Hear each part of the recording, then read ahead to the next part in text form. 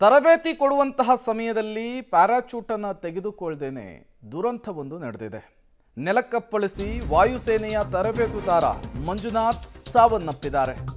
ಶಿವಮೊಗ್ಗ ಜಿಲ್ಲೆಯ ಹೊಸನಗರಕ್ಕೆ ಮಂಜುನಾಥ್ ಅವರ ಪಾರ್ಥಿವ ಶರೀರ ಆಗಮಿಸಿರುವಂತಹದ್ದು. ಮಂಜುನಾಥ್ ಮೃತದೇಹವನ್ನು ಕಂಡು ಪತ್ನಿ ಕಲ್ಪಿತಾ ಕಣ್ಣೀರಿಟ್ಟಿದ್ದಾರೆ.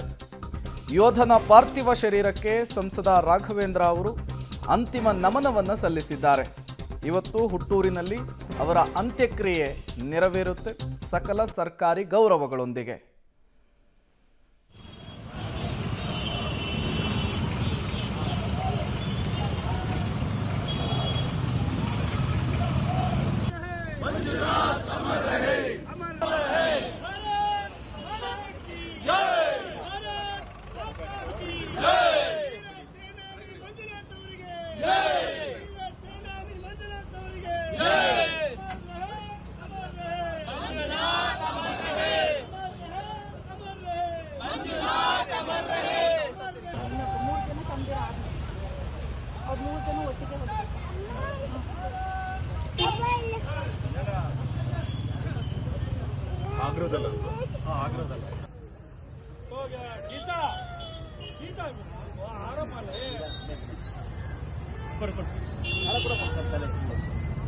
ಸುಮಿತ್ರಕ್ಕ